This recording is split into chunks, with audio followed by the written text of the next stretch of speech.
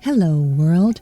You're listening to Eleanor Wagner's Strange and Scary World here on the Paranormal UK Radio Network, where we're always creeping it real. I'm your host, Eleanor Wagner. Today's guest is a paranormal investigator with the Soul Sisters Paranormal Group out of Florida. She and her sister Sleuths have traveled to some of the most haunted locations across the United States, and today we're going to talk about them. Please join me in welcoming Kris Sumner. Hi, Kris. Hi, how are you doing today? I'm good. Thank you so much for joining me. Absolutely. I don't know if you know it, but I too am a paranormal investigator. Oh, really? Oh, I did not know that. That's fantastic. Yes, I'm the founder of the Lady Ghostbuster team. Okay, great. Well, we're going to have a lot to talk about then. Fantastic. Yes, we are. Absolutely. Well, from your About section on your website, I read that you officially formed the group in 2014. Mm-hmm. Is your primary location in Florida? It is. That's where I'm from. That's my state of residency. Right now, I'm actually opening a business in Tennessee with my best friend and fellow investigator, Miranda, from Ghost Biker Explorations. So she and I are actually opening, we opened in September, a jail here in the historic Scott County Jail. We have a museum, we have paranormal investigations, we have paranormal research studies that we're doing. We're open for day tours, night tours, flashlight tours, historical tours, all kinds of stuff. So I am in Florida, but right now I'm kind of cohabitating in Tennessee as well. Oh my goodness, how exciting is that? Wow. It's a lot of fun. You're making a full-time career out of this, something that started out as a hobby, really, right? Yes, ma'am. Yes, ma'am. Seeing if we can make this work for sure. That's wonderful. That's my dream. Oh, that's wonderful. Well, I saw you have guest investigators and you do collaborations with other sensitives and paranormal investigators. That must be exciting too. It really is. It really gives us a chance to learn other techniques, to see how other groups in the field really perform their investigations, learn some different things that we can do, different role models, if you will, in the paranormal community. So it's been a fun journey so far. We've met some great people. When you really find those like-minded investigators that really have a love of history, of historic preservation, as well as traveling to these places to conduct the investigations, it really does form a close-knit community for sure. It's true. And I really do agree with you that the historical preservation is an extremely important part of this field. We all have to really want to preserve that history. It's important, and you wouldn't have ghosts if you didn't have that history. So exactly. I think it really is a big deal. I know I've seen you've done quite a few investigations. Mm-hmm. How do you have the time to go to all these places and investigate? I mean, and you just said you're making a full-time job out of something you're putting together in Tennessee. Mm-hmm. I don't know. How do you find all the time to do it? I know I'm squeezing stuff in on the weekends and still trying to live a normal life with my family because they're not into the investigating of paranormal as I am. So it makes it a little difficult there. Yeah, you really do have to find that balance. Everybody on the team, obviously we're professionals in our respective fields, but for us, it really is something that we enjoy.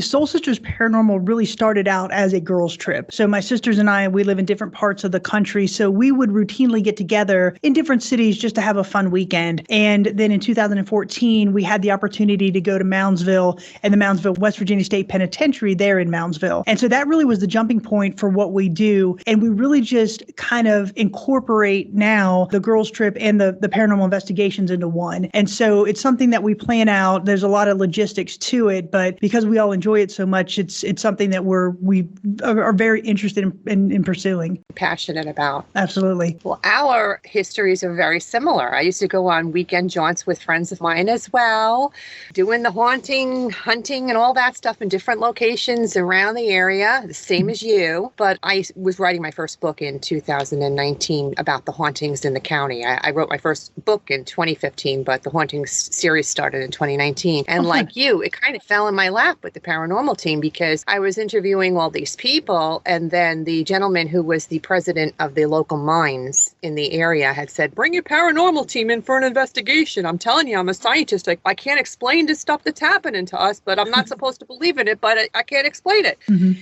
And I was like jumping at that chance. Oh, great. Yeah, definitely, thanks. And then I'm going, shit, I don't have a paranormal team. So I was like, oh, damn, I got to get one together. And so that's how it actually started. And yeah, the 5 women that I had invited along on that original investigation, 3 of them took me up on my offer. And they stayed with me through the duration of the Lady Ghostbuster team growing. I mean, now we have 20 people that are on the team, and we do have some designated men of the group, but well, that's fantastic. And it's so nice to have investigations come up and then open it up to people who want to participate. It is a bonding experience when you go through these paranormal investigations, because it is different, right? You're using different senses, you're using different techniques. It's sort of still a subculture, if you will. So kind of delving into that, it is something that really does kind of bond you together. Yeah. And it's when you have all that energy in one room, it's amazing what you guys can do. I remember that very first investigation being together and nobody knew anybody. We were just all getting together for the very first time and bouncing off of each other was amazing. I mean, 2 of the mediums that night, just one was seeing something and the other one was seeing the same thing, and they were just finishing each other's sentences. It was just amazing. And even today, when they get together, it's like this energetic connection with spirit. It's amazing to watch. I have a little sensitivity, but I'm not nearly as gifted as they are. I've been told it's just a matter of time. I need to grow on it because I kind of shut it down when I was a kid. I wasn't nurtured into it. It just was there, and it was kind of shut down. And then something happened that made it even more closed for me. Gotcha. But I never got to grow it. And so being around it now more often as I have been, it is, I can see the expansion and the growth, but I'm not nearly as gifted as some of them because they've been doing this for like 40 years. They've been experiencing it since they were kids and their parents nurtured it and it was in the family and that sort of thing. So I don't know what your situation is. Was it with you since childhood? Did you have somebody that nurtured it for you, or did you have to grow it yourself? Well, we've always had a belief in the paranormal, and our parents really were fantastic in encouraging our sense of exploration. So whether it be our religious beliefs, whether it be our scientific beliefs, however we wanted to believe in what was out there in the afterlife, they really left it up to us to decide. I mean, even though we did come from a Christian background, it was really, it's your choice how you want to believe, what you want to believe, and we'll support you on that. And it really was one of those things where we always just kind of had an innate belief that there are spirits, that there are angels, and there's something after this. But it really wasn't until that invitation to Moundsville that we really decided to pursue this full time in a quest for answers.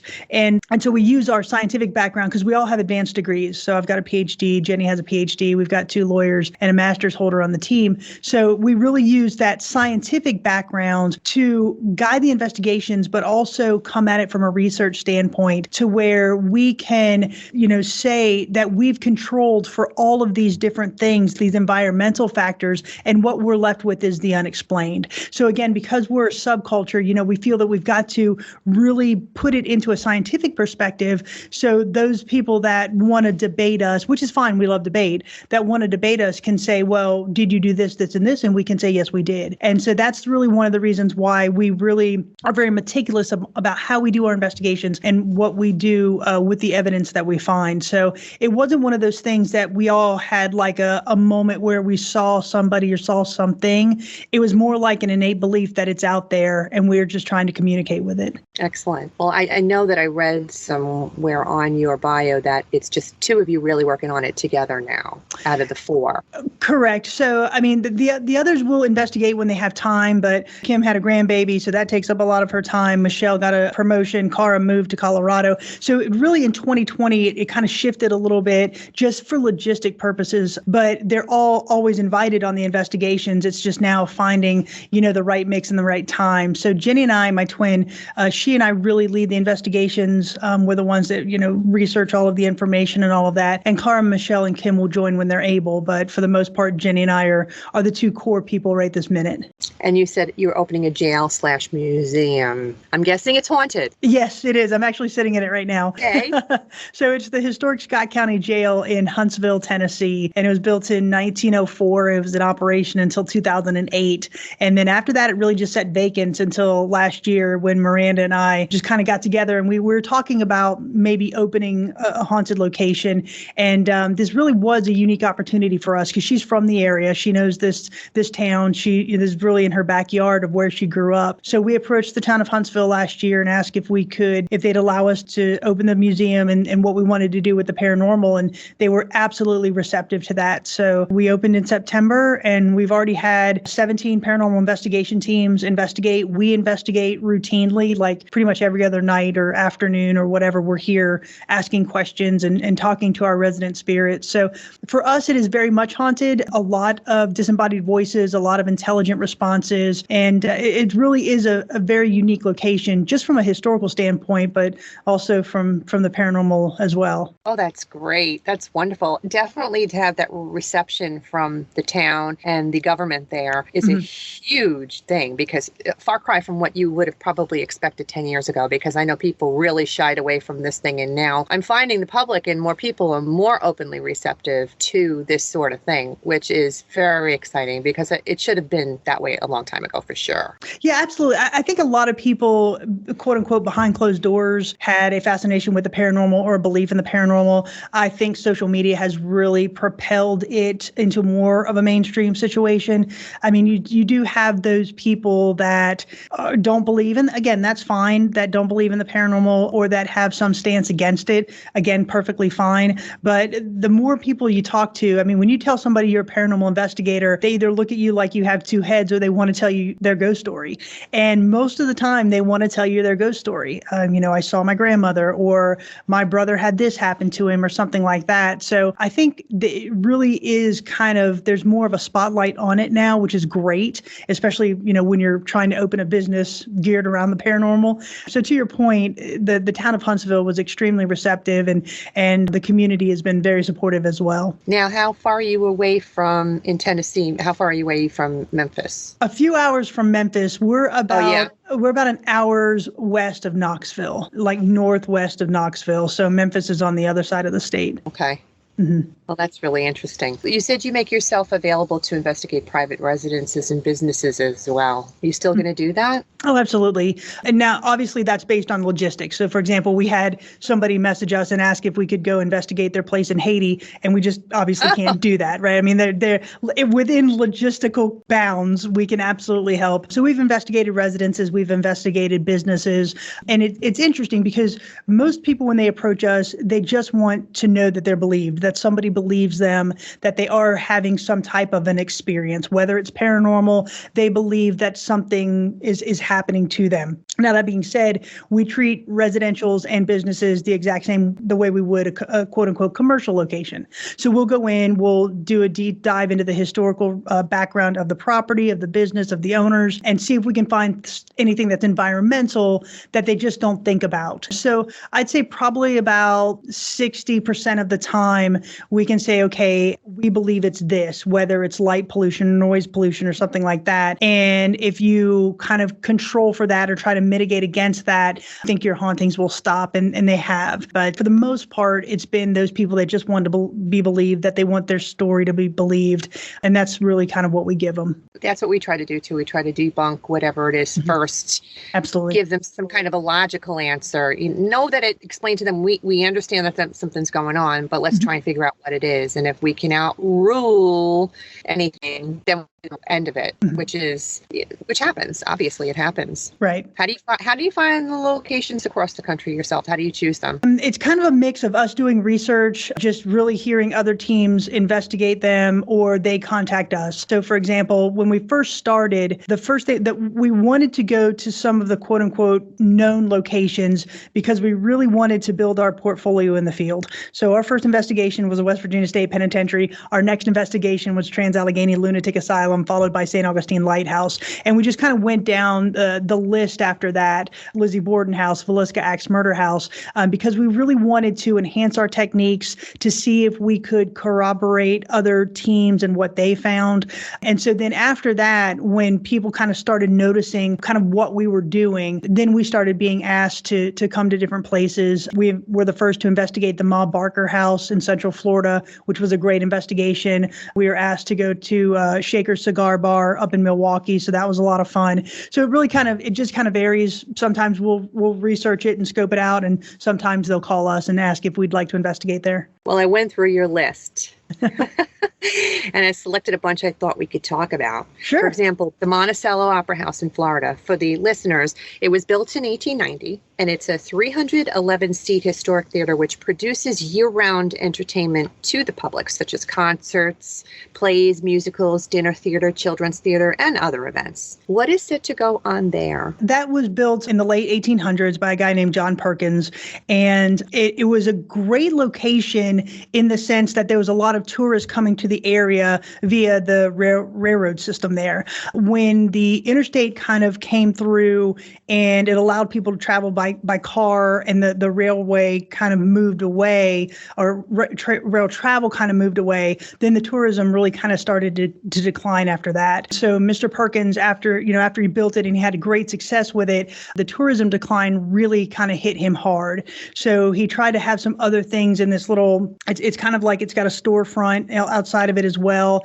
So he tried to have like a pharmacy and some mercantile and general businesses there also, but it really wasn't as successful as he was hoping it was going to be. So the reports are that after he passed, he came back to kind of watch over his opera house, because this really was his labor of love for the community.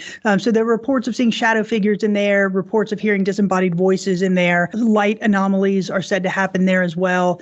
And when we investigated, it was just Jenny and myself that night, and we still have yet to release that video. We're kind of still going through some of the audio and video footage that we captured there, but it was a very interesting night. There were some things that we couldn't explain. There's some shadow play that we absolutely have no idea what caused it. There was a couple of light anomalies that we saw kind of walking back and forth in the seating area there. So it was a very interesting night, and I'm very excited to release that video soon. Who does the videoing when you're doing an investigation out of the two of you? Well, we kind of both do. We rely very heavily on static cameras. So when we go into a location, we will set up static night vision video cameras as well as voice recorders pretty much in every area that we can inside the location, because we want to have eyes and ears on as much of the property as we can. And so that's a majority of our video footage. We also wear body cameras, so we all have a timestamp of where we are in the location. So for example, if we're listening to a voice recorder from room A and I hear a noise or something I can't explain, I'll go back and cross-reference where everybody was at that exact time to make sure none of us caused that noise or that anomaly. And so that makes up some of our video as well. And then we just kind of switch off back and forth as to who's recording, with a cell phone or something like that. But a majority of what we will put out on our videos is captured from our static cameras. Static camera, that's very interesting. Mm-hmm. We have a historical theater here in Sussex as well from the 1800s. And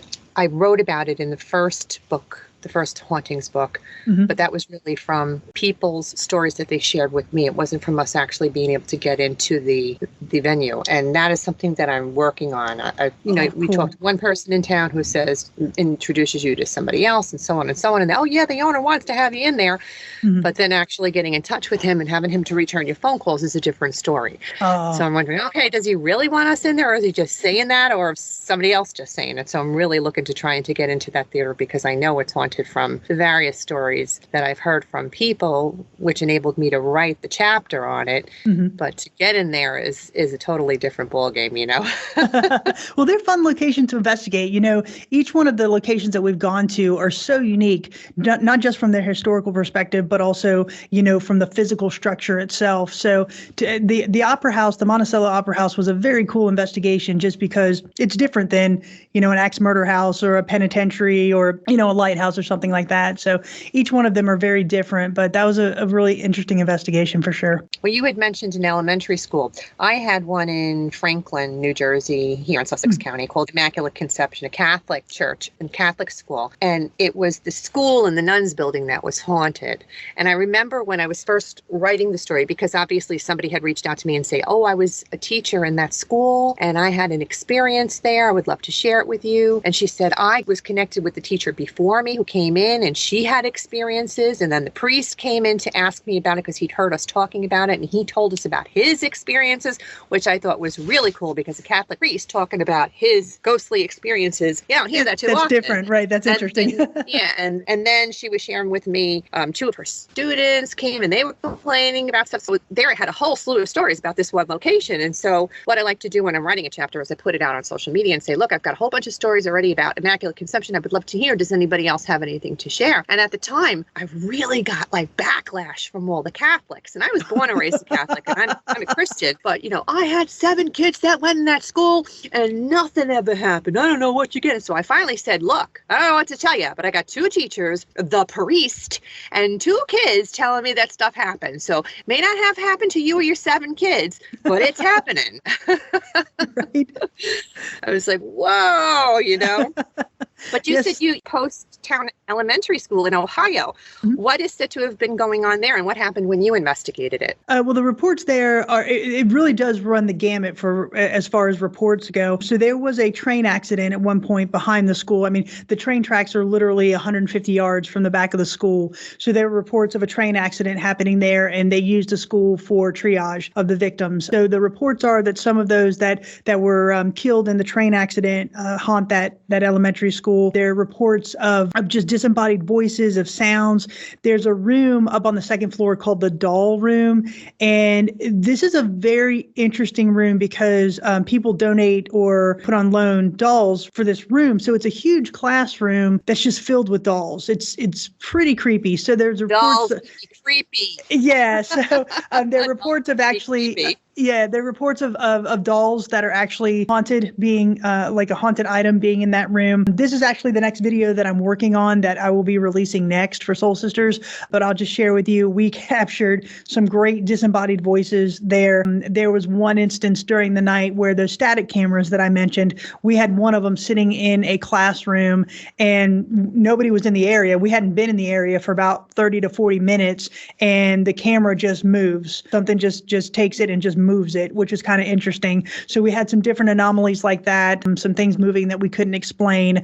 There's one instance where it sounded like the blinds moved in one of the rooms, the vertical blinds. And so that was kind of interesting. But the disembodied voices, there's several very good, I'd call Class A EVPs that we captured that we'll be releasing in our next video. But it's just one of those buildings that's it's so interesting to investigate, right? It's this 2-story school, and then it's got underground, it's got the cafeteria, it's got the gymnasium, kind of a little bit of the subterranean type of gymnasium, which is a little bit different than anything we have in Florida. So it was just a very cool investigation. On that one, we were joined by Miranda from Ghost Biker Explorations and Sarah Jane from Paranormally Blonde. So they were guest investigators with us. And so there was just Jenny and myself, Sarah Jane and Miranda. So there are just 4 of us. And we were able to actually stay the night in that location. So we were there for a day and a half. So that was pretty fun. Is it still a functioning school or no? No. It closed in the early 1990s, mid 1990s, I believe. So there's a private owner that owns it, and he and his wife actually live just behind the school. So he's just allowed paranormal investigators to investigate it. And it's one of those that, like I said, there are just some things that we cannot explain. There's one instance where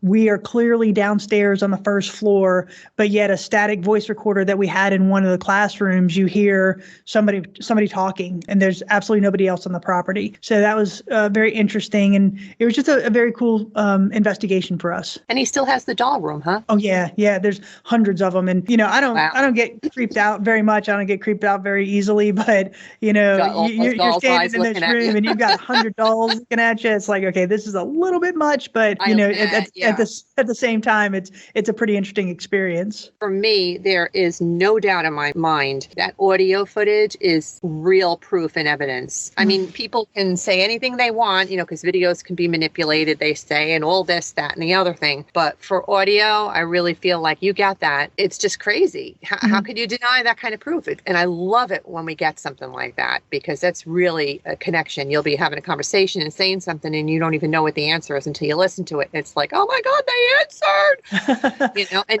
now with the equipment we have these days, that you could just rewind and listen right away. Mm-hmm. It's like, okay, we heard you and thank you for responding. And it's like, oh, That's just the coolest thing for sure. Yeah, it really is. And we've been very fortunate to capture, again, those that we can't explain. And it's really for us, because we're an all-female team, when you capture a male's voice, it's very easy for us to say, okay, that's not us. Or we capture a child's voice. And, there's absolutely no children on any of these investigations. We were at the Exchange Hotel in Gordonsville, Virginia, which is a hotel that was built pre-Civil War. But during the Civil War, it was converted into a field hospital, and it saw both Union and Confederate soldiers. And there were 700 deaths in that hospital. So one of the reports are that there's this child who was actually killed close by on one of the railroad tracks there. His name is Jeremiah, and his spirit is said to haunt the building. And we had a voice recorder on one of the beds in the room there. And again, no children anywhere, even remotely close to this building. And we captured a little child's voice saying, "Hi, this is my bed," which was fantastic because it's like he's interacting with the voice recorder, right? Like, hey, you're sitting on my bed. So just some great EVPs like that we've been very fortunate to capture, and just really kind of adds to the narrative that something is going on here that we can't explain. Sure. We went on an investigation in this place called Burnbrae Mansion in Glens Bay, New York, which is probably about half an hour away from where I live in Sussex County. Okay. And it just so happens that the history of that building, there's a little girl named Ellie who had passed away. And my name is Eleanor. And growing up, everybody called me Ellie. So I had that connection when we went in. And it was the first thing I said when I went into the building. I said, "Hi, Ellie. My name is Ellie." And we were there for a weekend ghost investigation with another paranormal team who was recording everything. They had the dark room. They had us wearing audio names. We didn't miss a trick. And at the point when we were in the dark room, they did it in couples. Two people would go into the dark room at a time. And there was two people in there ahead of my daughter and I. And they came out and they said, "The little girl doesn't want to talk to us. She wants Ellie." Aww. So my daughter and I had our turn in the dark room, and they were waiting for me because I'm Ellie. Yeah. And making this connection with this little girl. She and I sang some, I think, kindergarten songs or lullabies. I think we even sang like Ring Around the Rosie. I can't really remember what the song was that my daughter and I sang to this little girl. And after the audio they came up with, she said, "Hi, my name is Ellie." Aww. And I thought, wow, that was so cool. That's awesome. And then you were talking just a little while ago about the train tracks behind the school and the accident. I did a story in my last book, which was released in Halloween of last year, about the Rockport train wreck, which took place in Rockport in Warren County over here. And I kind of just went on a gut to bring the team there at one point because it's really just the location of the tracks are there, and they do use them for, I guess, trains, but not passenger trains anymore. It's just kind of cargo trains that come through. But the actual site has a monument on it that somebody had erected for all the people that had died there in 1925 when the accident took place. A storm came through and washed out the track, and of course that made the train derail when it came through, and then it was just a horrific accident. And I said, well, let me bring the team there because I really think that we could probably get stuff happening there. And we've gone there 3 times, but the very first time we went there, we were on the tracks and the lights start going off, and we jump off the tracks because we hear the lights. When the lights go ding, ding, ding, ding, ding, and they flash on and off. We're thinking, oh my God, get off the tracks. There's a train coming. And we're jumping off the tracks and no train comes. Wow. It's like, wait, I think they're trying to get our attention. That's fantastic. So when we caught on that, when we caught on that's what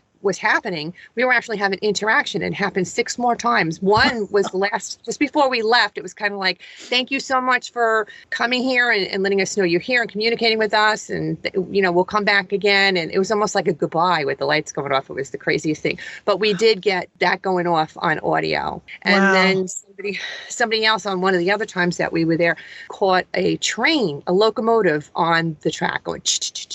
Wow, that is absolutely fantastic. That must have been like residual, I would think, but it was still amazing nonetheless to get that. Mm-hmm. Yeah, no, that sounds like a very cool investigation. And when you have those locations, whether it be a train crash or an airplane crash or something like that, where you had that sudden instant loss of life, it really is an extremely interesting place to investigate. Oh yeah, it really is. And then one of the mediums was picking up on names, and we wrote them down, and then we checked the passenger manifest after we were done, and those names were on the manifest. Wow. Which was That's also amazing crazy validation cool. for sure. When it comes full circle like that, I'm just blown away. Yeah, absolutely. You had went to the May Stinger house in Florida. What's the history on that house? Well, that was an interesting location. This house is in Brooksville, Florida. It has a very, very long history, but the reports are that there are the family members of the May Stringer family that inhabit that location. So the reports are that, it belonged to a gentleman who lost his wife very early in life. He had a child. So in order to help care for that child, he married a very young bride who was obviously his second wife. They had two more children together, and there was the progression of life. Two of those children actually ended up passing away inside the house. So a very traumatic just storyline from the entire family standpoint. But with regard to the paranormal hauntings, disembodied voices, there's actually a lot of reports of objects moving. So one of the docents there was kind of telling us a story that as part of the museum, they've got a dining room table set up with the dinette sets all in front of the chairs there. So they have, teacups and plates and all of that. And so she said she was given a tour and she's just talking and the teacup just lifts up and then turns itself over and sets itself back down, and everybody in the room saw it. So things being moved, noises, footsteps. For that investigation, it was just Jenny and myself, and we captured a few disembodied voices. The most notable was up in the attic area, and that's said to be inhabited by either a woman in a blue dress or the spirit of a gentleman who tried to be an actor in life, and he wasn't very successful, but he had rented a room up there in that house. And so we captured some interesting phenomena up there in the attic. It wasn't one of our most active investigations, but we did have some things that we couldn't explain. Again, we captured those couple of voices that I mentioned. So it's a very cool and unique house to investigate. Sounds like a history like that with all the children dying, and yeah, that's so sad. Well, You mentioned also Old Hamilton County Jail in Jasper, Florida, Brushy Mountain State Pen in Petros, Tennessee. Is that how you say it? Petros? Old Gilchrist County Jail, the Adel Jail in West Virginia State Penitentiary. Wow, you investigated quite a few jails. Any particular reason for doing so many of them? Really just their interesting history and the reports of paranormal activity. Probably the one that was the most active was, for us, the old Gilchrist County Jail in Trenton, Florida. This was a jail that was built in 1928. It was in operation until 1968. And it's just a very small county jail. It has 4 small cells on the bottom floor, and then 4 small cells up on the top floor. And there's a small jailer's cottage that's connected via a doorway there in the back of the jail. So very small footprint, but a lot of just country inmates, if you will. They house both men and women, anything from cursing to spitting on the sidewalk to murderers. They were all housed in there together. So a lot of violence in that jail when it was in operation. After it closed in 1968, it sat vacant up until the early 2000s. And so because it's in such a very rural area, it really became a haven for drug activity, for prostitution. A lot of other criminal activity happened inside that jail while it sat vacant. So then when a private owner, purchased it in the early 2000s, she allowed paranormal investigators to go in. It really just kind of blew my mind. It was, for us, just one, we said, hey, it's close to where we live. Y'all want to go and investigate? And we really thought it was going to be kind of like a sleeper investigation for us. So the first night I investigated, it was with Miranda from Ghost Biker Explorations, and it just blew our minds how active that location was. Everything from disembodied voices, both audibly and captured on audio recorders, to shadow figures that we saw. There were shadow figures that were crossing through our laser grids that we had set up. Our SLS camera was picking up anomalies, doors slamming, footsteps running at us. It was just an amazing night. So that is a very, very active location. Brushy Mountain State Penitentiary is another very active location. I just think because of the historical narrative behind that. This was a jail that was in operation from 1896 to 2009. And it really housed the worst of the worst in Tennessee. James Earl Ray was housed there after he shot Martin Luther King. And so just a lot of interesting activity when we were there: shadow figures, footsteps, doors slamming, noises, voices, all kinds of different things. 7 years ago, maybe even more, the Philadelphia Penitentiary started advertising that people could come in and do investigations. And I mean, it was widely advertised, and I was all excited, and I got a bunch of us together to go, expecting one thing and then getting another, because we all drove out there, stood on line for 3 hours, and by the time we got in, it was more of a laser show than anything. You know, when they set up like tunnels of maze and you're walking through and people pop out at you and all the lights in your face and the noise. And it was like, are you kidding me? I mean, I wanted the whole let's walk in and go into the cells and investigate kind of thing on our own. And it was nothing like that. Huge disappointment. Of course, yeah. And then I found out from people afterwards that you could actually go and investigate the cells and what have you, but I just never ventured back after that point. So. Yeah, I've heard of that location. Obviously, we haven't investigated it, but I have heard of that location. Yeah. The Fort Mifflin in Philly sounded really exciting. I mean, it's a National Historic Landmark, which today is a museum open to the public with one of the only intact Revolutionary War battlefields and the only fort in Philadelphia. I'm sure there's tons of residual energy there, ghostly activity, and spiritual attachments to items. But what was said to you about what goes on there, what happened when you went? Fort Mifflin is absolutely fantastic, and I absolutely put it up there as one of the highlights of our investigative career, honestly, because first of all, when you go into Fort Mifflin, this is a former Revolutionary War fort, so you're touching the bricks that were laid by revolutionaries, right? When George Washington was trying to get out of Philadelphia, he asked a small army of men to hold to the extremity, and they held off the entire British Armada there in the water so George Washington could move his men out of the area. So just a lot of history, and just to be there in that fort and stand there and really kind of immerse yourself, that was just a great experience in and of itself. Paranormally speaking, it was absolutely fantastic for us. We were capturing disembodied voices. That's the first time we actually captured a shadow figure. There's a casemate, and a casemate is a subterranean room where they held munitions during the war. And so there was a subterranean casemate 11. It's about 7 feet underground. It's made out of rock. There's only one entrance in. There's a set of stairs. You go down and into this little room that could probably fit, I don't know, about 5 people comfortably. But after that, it's just so small and tight. And so while it was built to house munitions, through research, they found out that during the Revolutionary War, it was actually used as a solitary confinement cell to house this guy by the name of William Howe, who was tried for treason and subsequently was hung there on the fort. So when we went in there, we took some trigger items, we took some water, we took a cigarette, and we took some bread, and we left it in there for him. We said, Mr. Howe, this is for you.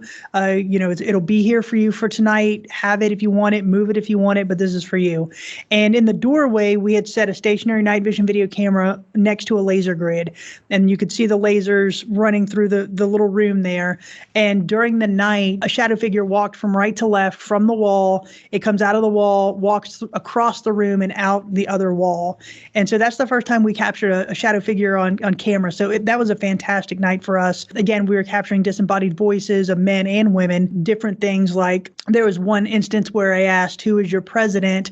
And we got the answer, Lincoln. So that was pretty neat, and just different things like that. So I highly recommend Fort Mifflin to just for the history, but as an investigation location to anybody out there. Oh, I'm sure the listeners are going to be thrilled to hear about these new and different places that they could try out across the country if they want to take their little trips. You mentioned earlier the Lizzie Borden House in Fall Rivers, Massachusetts, the location of America's greatest unsolved murder mystery. And that took place in August of 1892. The house itself is historic due to its age, but it's notorious for being the most haunted house in the United States, which I was surprised to hear. I'm not so sure if I believe that, but it is open to the public daily as a museum for house tours, ghost tours, and ghost hunts. Why don't you go ahead and explain to my listening audience what it was that actually occurred there if they don't know who Lizzie Borden is? Sure, yes. As you said, Lizzie Borden, she and her family lived in this house, and in 1892, she was actually 32 years old. Her stepmother, Abby, and her father, Andrew, were bludgeoned to death inside this house. Lizzie was arrested for the murder, but she was acquitted. About a year later, the jury of 12 men acquitted her. And the interesting thing is that she lived in Fall Rivers after that. She stayed,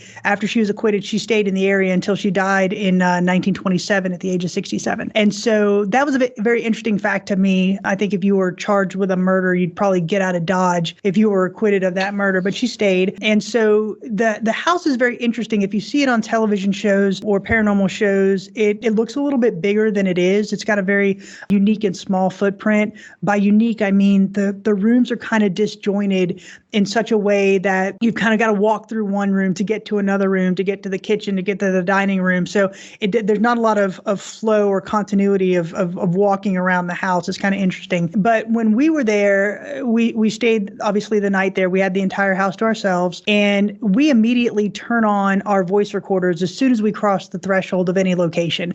Even if we're schlepping up, suitcases or whatever, we've got our voice recorders going. So in that night, we started our voice recorders as soon as we got there, and there were 5 of us on this investigation. So 3 of us were upstairs, just kind of putting our stuff together in the rooms and getting some equipment out. And my sisters, Jenny and Michelle, were sitting down in the parlor. And so you just hear them talking about the day and, not talking anything about the investigation, nothing, just talking about the day. And we captured a man's voice saying, "I'm standing right here next to you." Neither one of them heard it in the moment, but you can clearly hear that this man said, "Hey, I'm with you," right? Like he's trying to get their attention. Which is so sad to hear that after the fact. If you had known when it happened, you could actually let him know and give him that acknowledgement that he'd been seeking. Right. And then about an hour later, Jenny and our investigator, Cara, they were sitting in that parlor room, and they were talking about the differences between the Villisca Axe murder house and the Lizzie Borden murders, because we had investigated the Villisca Axe murder house earlier. And so they were just talking about the differences, and Cara said, either way, being axed to death would be a horrible way to go. And we captured a man's voice saying it was. So that was obviously a very intelligent response to the conversation that's going on. So it's saying, hey, I'm acknowledging that it definitely was a horrible way to go. Later on during the night, we were all 5 of us on the 3rd floor, and we were inside the room where the maid Bridget Sullivan, the maid to the Bordens, that was her room. So all 5 of us were in there. The door was shut, and so we're all in there just talking. We have a K2 meter on the floor, and Miranda had another K2 meter in her hand. So you hear her say, and we have a audio and video of this. So you hear her say, and you see her. So she says, "I'm going to put this other K2 down so you can play with it too." And outside, a man's voice said, "Ignore them." And we all heard it. Everything that we had recording captured it. Jenny was standing by the door, and she whipped it open real quick to make sure that there was nobody in the hallway. And of course there wasn't. So again, very intelligent responses. We captured the voices of children laughing and manipulating some of our tools. So it was just a very interesting investigation, and one of those where most of the things that we captured were intelligent. They were interacting with us on some level. I've heard that the house that she lived in at the time of her death is far more haunted than the house at the murder site. Have you heard that? I have. That was called Maplecroft. During her life, she and her sister wanted to live on the essentially the other side of the track, if you will. So Andrew Borden was extremely wealthy. He was in the textile industry, and he had a lot of real estate property as well. He was extremely wealthy, but he lived as a miser, and he pretty much forced his entire family to do that as well. Lizzie and her sister, they were very disgruntled about the fact that he wasn't more outgoing with his wealth. And so after she and her sister inherited the estate, the Borden estate, after the murders and after her acquittal, she went to that other side of town and bought Maplecroft, and that's where she lived. You're right. It is supposed to be extremely haunted. The owners at the time of our investigation, they were not allowing paranormal investigators into that location. I believe it's still for sale. They wanted to open a bed and breakfast there, but they did not get permission from the town council to do that. But it is supposed to be extremely haunted. Oh, what a shame that they would buy the building and not be able to open up a bed and breakfast. That really sucks. Yeah, it was interesting because they also owned the Lizzie Borden house. So it was the owner of the Lizzie Borden house. They bought Maplecroft as well. Again, they wanted to have that bed and breakfast, but it was just never really approved. What a shame. Mm-hmm. Well, some tidbits of information for the listening audience. There was an occasion that Lizzie and her sister moved in together in that place in Maplecroft, and they were with each other for a number of years before they had a huge falling out. No one obviously knows what that was, but it was so bad that her sister left her there and she lived by herself until her death in that home. Yep. Yeah. And what's interesting is, yeah, that's correct. And go ahead. No, go ahead. No, what's also interesting is they actually died within 7 days of each other, which was kind of interesting. Again, that was in 1927. And one of the things that Lizzie was very active in her life was she was very much an animal rights activist. So when she died, she left the bulk of her inheritance and her estate to the Animal Rescue League of Fall Rivers. So because she had no heir at that point, because Emma, wow, I never knew that. That is so interesting. Yeah. Never knew that. I did hear about the speculation that the argument between her and her sister had something to do with whether she had done the murder of her stepmother and her father, and that she apparently confessed to her sister that she had, and that's why her sister left. Of course, that's all speculation, but it really makes for a good story if that is exactly what had happened. Yeah. The entire thing, I mean, obviously it's still an unsolved murder. Most people think that Lizzie did it. I think that she did it as well, whether or not it was because of the way her father was spending money or not spending money, or, some other things that have been theorized as to how he was treating his daughters. I just don't know. But when you step into that house and you see the layout and how it's configured, to me, it'd be almost incomprehensible to acknowledge that you're in the house at the time of the murders, because Abby was killed about 90 minutes before Andrew. They know that through forensics. So her body was already cold. Her blood was starting to congeal. Andrew, they found, his blood was still flowing. So they found him about 10 minutes after he'd been killed. So you put yourself in the house, and Bridget Sullivan puts herself in the house as well. And again, if you see the way it's configured, I find it very hard to think that two people are murdered. One is struck 17 times in the head, the other struck 11 times in the head, and you don't hear a thing. That to me it's almost incomprehensible to think. I think it's very strange how you heard the voice say, ignore them. And I wonder if it's because he was trying to tell you he was standing next to you and you guys didn't hear him. And maybe he just got so frustrated that when you guys were saying, here's a K2 for you to mess with if you want to, he was telling everybody else that's a spirit in there, just ignore them. They don't hear us anyway, just ignore them. You know what I mean? Yeah, that's a very good theory. The way we kind of interpreted it was we had just heard the voices of some children laughing when we were in the room, the adjacent room, and we think some children were manipulating some of our equipment, such as our periscope and our EDI box. So we thought at the time, we didn't go where you went. We kind of thought at the time that when Miranda put it down and said, you can play with this, he was telling the kids, the spirit of the kids, to ignore it, to ignore him. Don't go in and play with it like you did in the other room, the other equipment that you had just manipulated. Gotcha. When I was a kid in the 70s, there was a movie that came out with Elizabeth Montgomery playing Lizzie Borden. And I still remember my mother and I getting all hyped up to watch that movie because we'd heard about the story of the murders. And here she was in this movie, Elizabeth Montgomery. And it was very exciting to watch. Yeah, there's so many, different documentaries and movies and stories made about it. The funny thing is I am frequently a guest on podcasts, and the last several that I've been on, been international, so UK, Australia.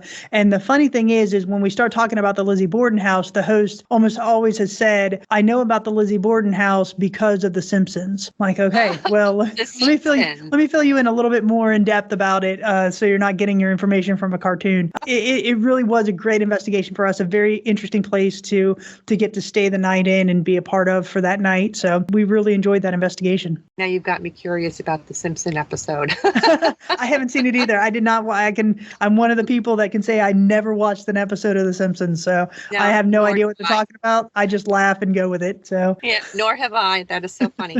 Well, you mentioned earlier, too, you went to the Villisca Axe Murder House in Villisca, Iowa.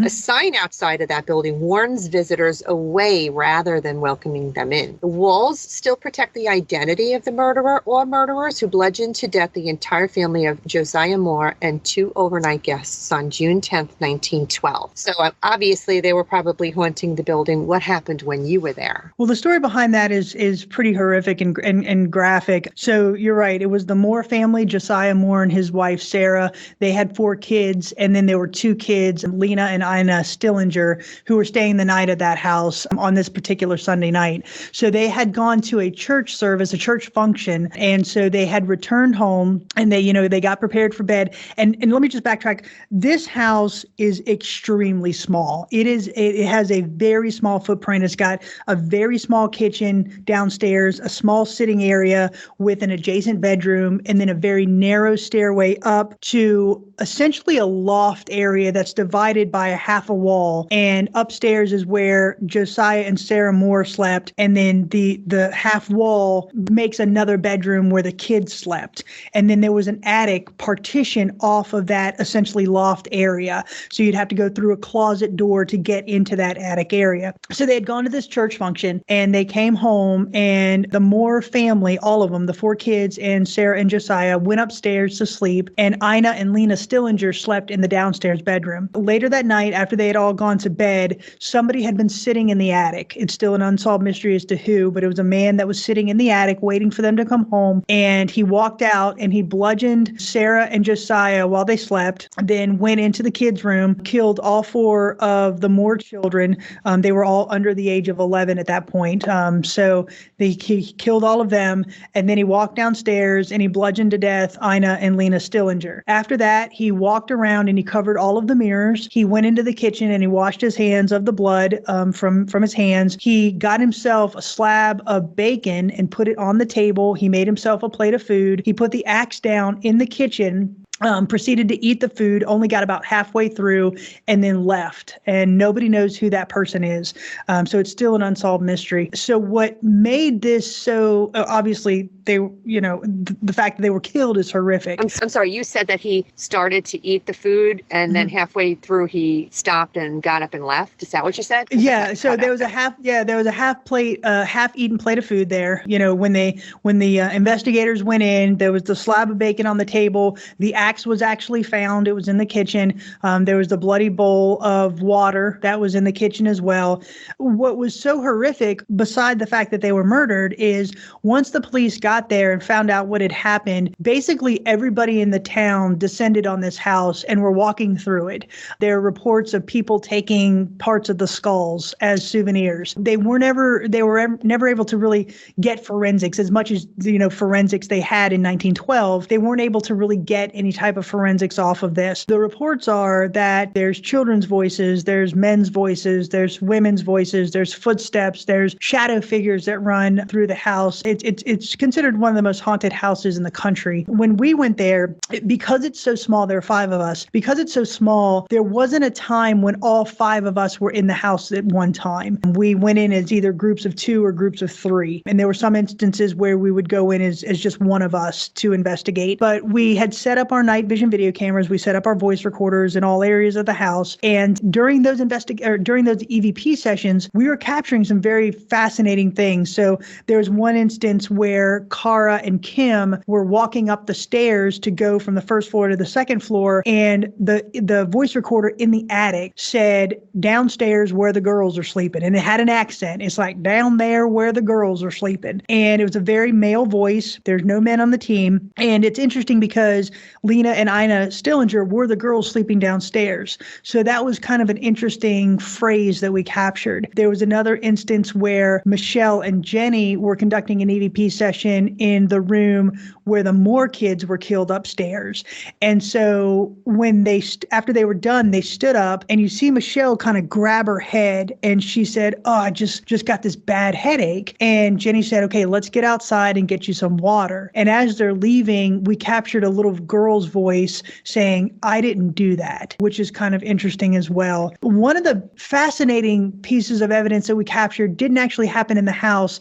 It happened outside. So right outside the house, they've got a little shed that's the base camp for paranormal investigators, right? So it's where you can wash your hands, go to the bathroom, keep your food, and all of that. So we were all sitting out there, and we have several K2 meters. So we had 2 of them sitting on the railing there there on the porch. There's the porch rail. So we had just set them down there, right? Because we were getting some water, we were taking a break, and these K2 meters had not gone off the entire night. So they're just sitting there on the railing, and we're just sitting in the little swing, and one of us is sitting in a chair, and we're just kind of talking. And all of a sudden, the K2 meters start going off, like crazy going off. And so we're sitting there watching it, and one of us grab a camera, and so we start recording it, and they're side by side, and one's a gray one and one's a black one. And we're like, okay, stop messing with our equipment and just go to the gray one. Just the gray one lit up, not the black one.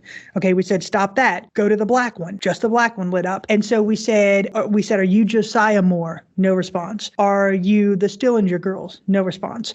We said, are you Sarah Moore? And they start lighting up. And so for about 20 minutes, we go through this question and answer session with what we feel is the spirit of Sarah Moore. And we finally ended up asking, is your killer still inside also? And we got a positive response off that. So that was probably, so that was probably terrible. Oh, yeah, that's horrible. Yeah. So that was probably one of the most interesting things that happened with regard to equipment activity that we got that night. Oh boy, just think about that though. That's so horrible. They had to endure that attack only to have to live with him in death as well. That's horrible. You know, when I hear stuff like that, it almost makes me feel like he's keeping them there, like he won't let them go, like he's entrapping them. And that's a possibility. You know, when you have a place like that and kind of like Trans-Allegheny and some of these other locations where you have such horrific acts that are going on, it's almost like it permeates into the walls, and the house itself becomes basically a time capsule, if you will, for that energy. And I think that's what's going on there. It's just the walls themselves literally saw this horrific act going on, and that's what it's trying to tell paranormal investigators.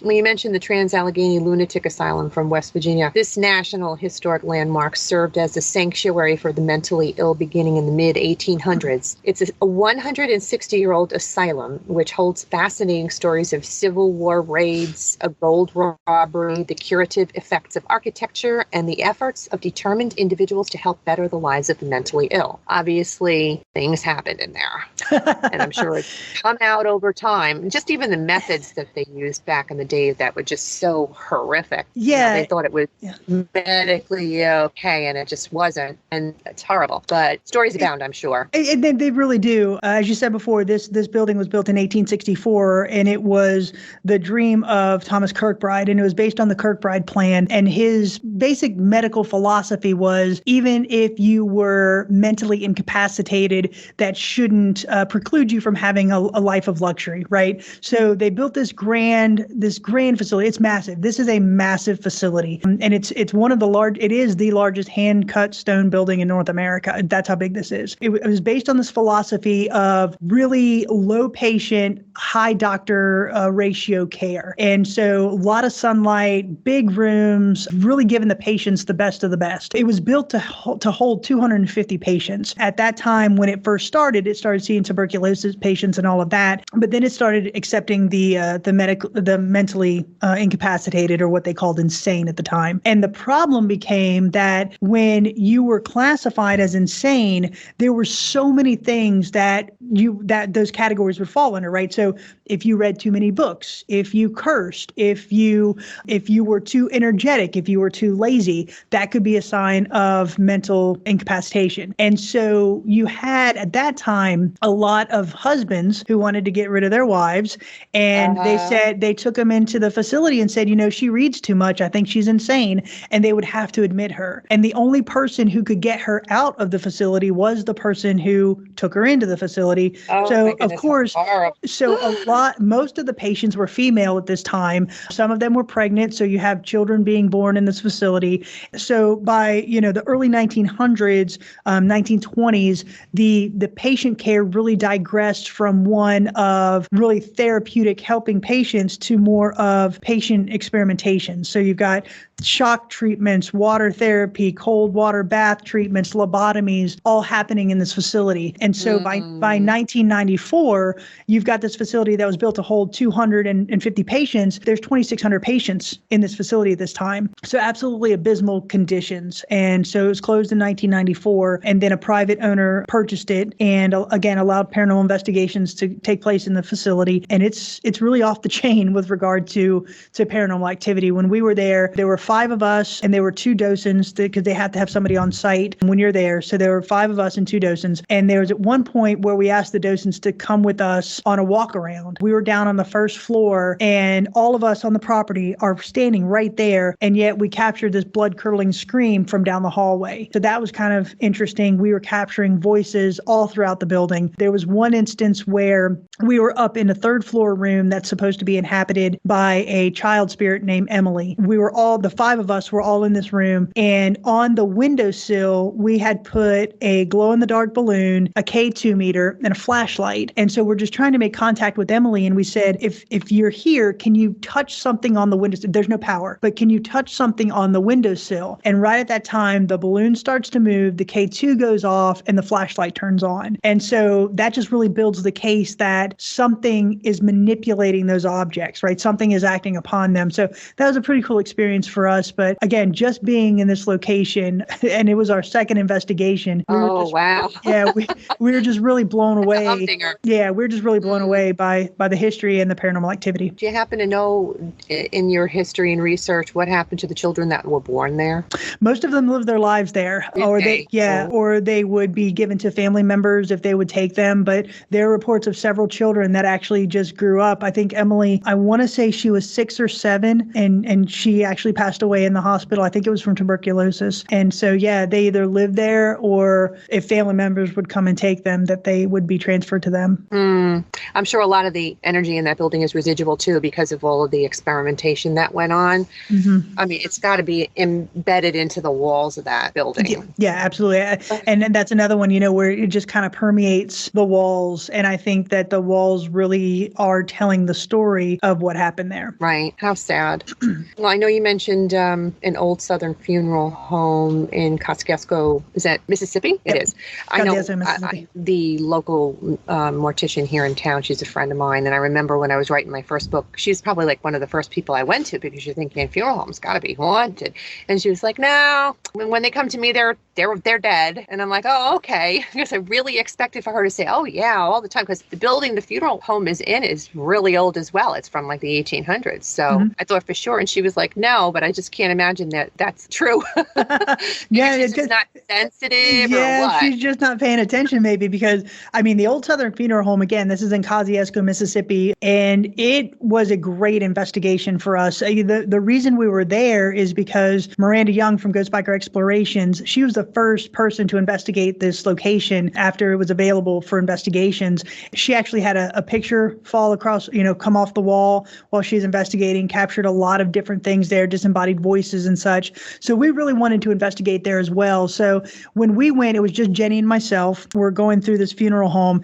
And what's interesting is when the funeral home closed in the early 2000s, it's essentially like they just locked the doors and left, right? So caskets were still in there. The embalming room, when you go up to the embalming room, all the embalming fluid is still there. All of the equipment to embalm a body, artifacts that they had taken from bodies that nobody claimed, like watches and dentures and wrist watches and glasses.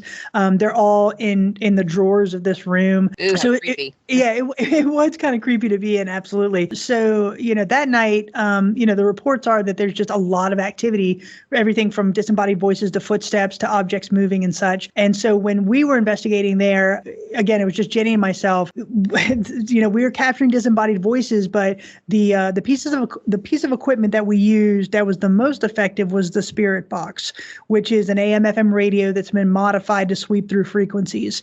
And so when you turn it on and you start the sweeping, it goes like it's going Yes. through all of those frequencies, right? So the theory is that the spirits will speak through the white noise. And we were capturing full phrases. There was a time where we asked, can you say one of our names? And right away it goes, Jenny, through the spirit box. And what's interesting is after we finished that session, you see us, because we had a static camera in the room, you see us end the session and we turn the spirit box off and we walk out. And as we walk out and we turn to the right, you no longer see us in the room. The voice recorder captured another voice going, Jenny. So it said it again when we weren't there. And so that was pretty cool. One of the things that I still can't explain, and I've been trying to get the caretaker to see if he can, kind of replicate this, is we had a voice recorder and a static camera in that embalming room. If we didn't know it because we were downstairs at the time, but when we went back and listened to the audio at midnight, the old Casio watch in one of the drawers started going off, like the alarm started going off. And, it had been in this drawer for about 6 years. Don't know why it started going off at midnight, but you can hear it, Right. So that was kind of interesting. So K2 hits, disembodied voices, that was just a really interesting investigation for us. I don't think that Casio watch was a coincidence. I don't think so either. Because I asked him, I said, can you go and see, can you grab this watch and let me know if the alarm was set? Because you would think if the alarm was set, other paranormal investigation teams would have captured it also if it's set to go off, either every night or every week or whatever. But nobody that I know of has reported that this watch has gone off again. Right. And, it really does make sense that a funeral parlor would be haunted. I mean, it's the last place a spirit goes. They'll be there to watch their funeral, and it's the last place they'll go before they decide whether they're going to go to the light or not. And if they choose to stay behind, chances are they're there. So I can't see it not being logical. Well, that also, and the fact that, when you go into a funeral home for a funeral, generally not too many people are happy. And so, again, you're in this location with a lot of people, a lot of emotion, a lot of negative emotion, and, emotion that's very low. Of course, and a funeral home sees, 2 or 3 funerals probably a day. And so to have all of that emotion running constantly, I think, again, the walls and the energy in the room is going to respond to that. And so I think that's another reason why the spirits are there. To your point, I truly believe that when we pass, we're allowed to see our funerals and what it looks like and who's there and, who's not. And so, we get to kind of witness that. I just think funeral homes, by their very nature and the energy, the sad energy that they see, just really kind of holds that in. And I think that's the reason why there's spirit activity there. I agree. Absolutely. Well, I've really enjoyed you sharing your stories and adventures. Oh my goodness, it was really exciting. Yeah. I would love for you to tell the listeners how they can find you and information about you. And you say you're opening in September, this wonderful museum. If anybody wants to venture to Tennessee and visit, they can go and visit that museum as well. So please share with my audience you. Absolutely. Well, thank you for that. So the name of my team is Soul Sisters Paranormal. Our website is www.soulsistersparanormal.com. We're also very active on Facebook under Soul Sisters Paranormal, as well as on YouTube, again, under Soul Sisters Paranormal. All of our videos are there. And then, my business partner and I, Miranda, we opened the historic Scott County Jail in Huntsville, Tennessee, which is about an hour's west of Knoxville. The website for that is www.historicscottcojail.com. Again, you can also find us on Facebook under Historic Scott County Jail. And we're also very active on Instagram under Historic Scott County Jail there as well. So we are open. We do allow paranormal investigation teams to come in, or if you just want to tour the history of the building on a day tour, take a flashlight tour, we're open for those as well. How exciting. Well, thank you so much for sharing your time with me. Yeah, absolutely. Thank you for having me. Oh, yeah. I'd love to have my team visit with you one of these days, collaborate on something. We should do that. I think that'd be a lot of fun. Ghostly listeners, you can follow me on my website, authoreleanorwagner.com, where there are links to my books and video updates and photographs from all the Lady Ghostbuster investigations. Also, you can sign up or level up on my author Eleanor Wagner Patreon program. That's Patreon, where you will find special bonus opportunities only available to its patrons, such as one-on-ones with me and co-hosting opportunities on episodes of Eleanor Wagner's Strange and Scary World podcast. Thank you, paranormal enthusiasts, for tuning in today. I hope you'll come back again. Remember to tap into your own gifts. Everyone has them. And in the meantime, Make sure you're creeping it real.